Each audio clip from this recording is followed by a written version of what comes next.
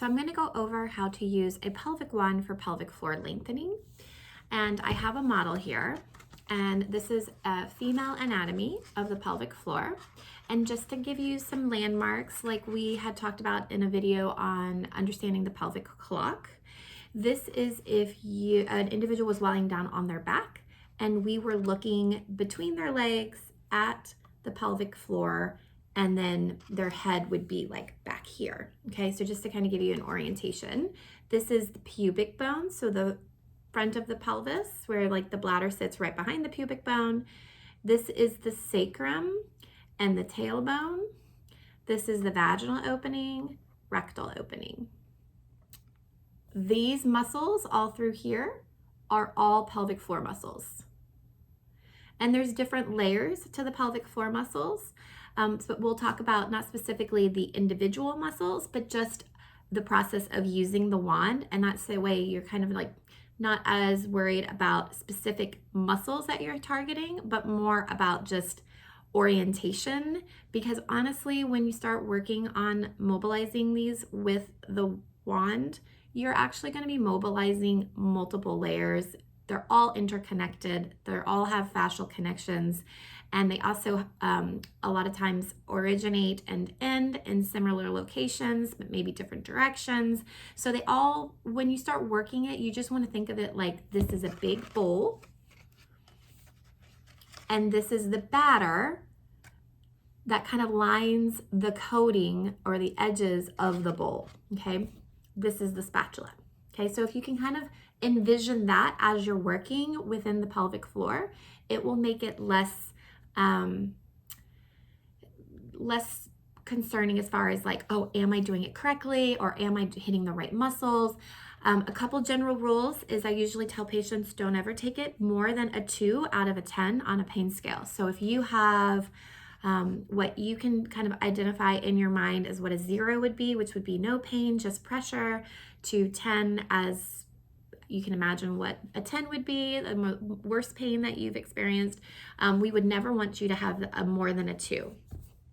And the reason why is because we don't want to irritate the structures.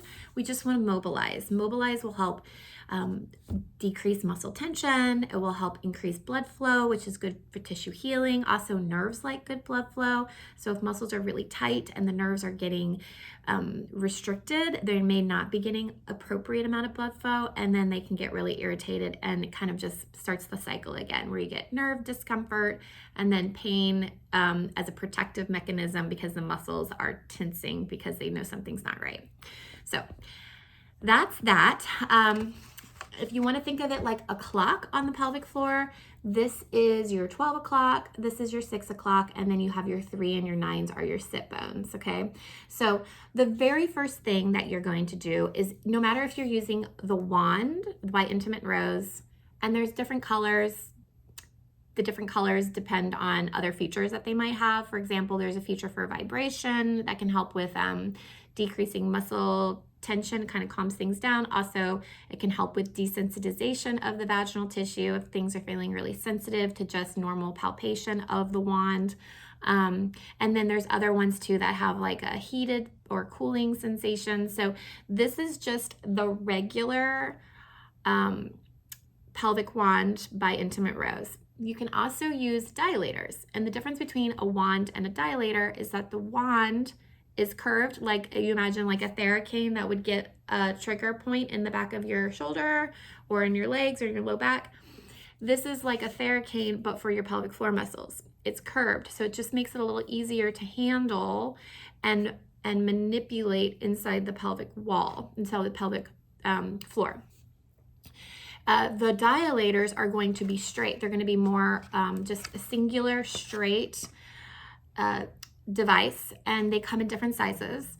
You can start really small, and then you can increase the width of the dilator, and this can be helpful for women who have small vaginal openings because there's so much muscle tension and they might not be able to handle a larger medical device.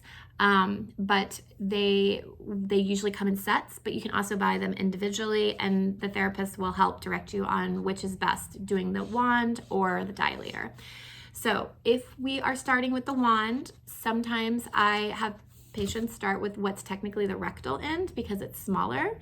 And just like with the dilator, maybe they can't get the bigger end in and we need to go with the smaller end, and that's okay. The only downside that I really think about with the smaller end is that it's a little bit more pointy because it doesn't have as much of a surface area. So it can be a little bit more, like I said, pointy, jabby into the pelvic floor. This end is also a little bit more curved. So this one's straight, so sometimes patients feel like they can't get quite the right angle, where this one, because it curves right away, they can hook into the pelvic floor at a shallower depth. So that's the benefit of this one, is that you have a couple different options when you're utilizing this device. The very first step, and there is there's a PDF form that I can share with patients if that's helpful beyond the video, but the very first step is just insertion. So I recommend that women start with lying down with their head elevated and their legs kind of in a butterfly position, but putting pillows underneath their thighs in order to keep them so they're not extreme in their external rotation, or they're not feeling like they're having to hold their legs there, because we want the muscles to be nice and relaxed. So the pillows underneath the thighs can be helpful, but I even have women just kind of put a blanket or something in a bathtub and just lay in the bathtub with a pillow, just make it nice and kind of cozy as you can be. And the walls of the bathtub just help support their thighs. We just want you to be supported so you feel like you're not having to hold tension anywhere when you do this. So if you're on your back like this with your legs slightly open, the very first thing is going to take a well lubricated end. Let's say we're starting with the rectal end, and you're just inserting into the vaginal canal. That's it, just insertion. If you can do that without pain, then you get to move to the next step. And the next step would be like a key and a lock. You're just going to rotate it one way and then rotate it the other way. And this just helps with desensitization of the vaginal tissue. And if that feels fine, going this way and then this way, then you can move to step 3. Step 3 is when you're going to do what I was telling you earlier about the bowl and the batter and the spatula.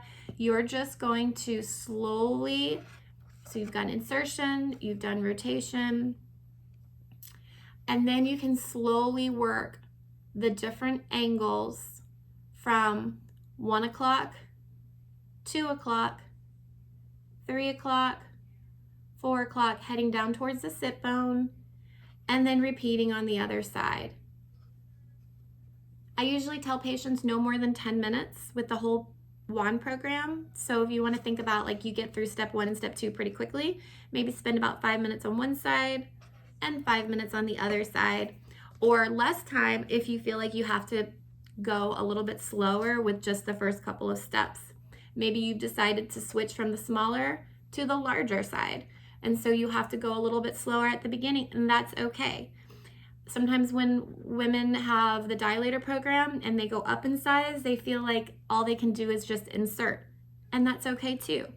If you ever feel like you're having a day of more tension and maybe you can't get to that third step of just doing the sweeping motion from through the muscles, trying to get all these muscles to lengthen, you can back off. You don't feel like you have to always get to that same exact place in the program. It all depends on how you're feeling and how your muscles are doing. Things that are helpful when you do this is breathing. Breathing passively lengthens and relaxes your pelvic floor muscles. So let's say you get to step 3 where you're doing the spatula with the bowl of batter. You insert, you rotate. Now you're trying to sweep through. So you're sweeping and you're getting these muscles and you're like, ooh, that's a little tender. If it feels nervy, sharp, radiating, back off on it because it's probably a nerve that you might be getting, and just work next to it.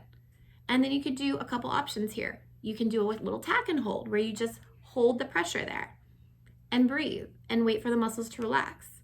Or you can just do a slow lengthening where you're just mobilizing. You see how I'm rotating the wand to try to get the other tissues more towards 1 o'clock, 2 o'clock, or maybe it's more posterior towards your tailbone.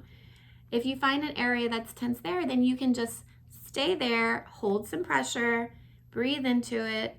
Think, okay, am I relaxing my body? Is my jaw relaxed? My shoulders relaxed? My tummy? My butt?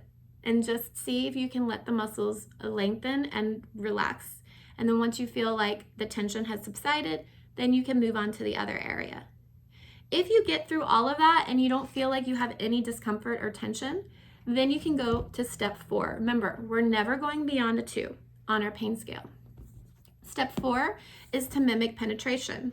So step 4 is just inserting and removing the wand or the dilator. And if you can do that without discomfort, then you can go to the next size dilator or the other end of the wand. Hopefully that answers people's questions about how to use the pelvic floor. But at any point, if you ever have questions, we encourage you to reach out to the team. Sometimes women have discomfort when just removing it because maybe their muscles are a little bit guarded. And there's a couple different tricks. You can try breathing. You can try doing some bulges where you're actively trying to lengthen your pelvic floor, like passing gas or birthing a baby or having a bowel movement. Those kind of active pushing motion can help take away some of that tensing that might be happening with the pelvic floor. There's a couple other different tricks too that if you feel like you're struggling at any point, always reach out to your team here at RVA Holistic PT, and they will be able to walk you through some tips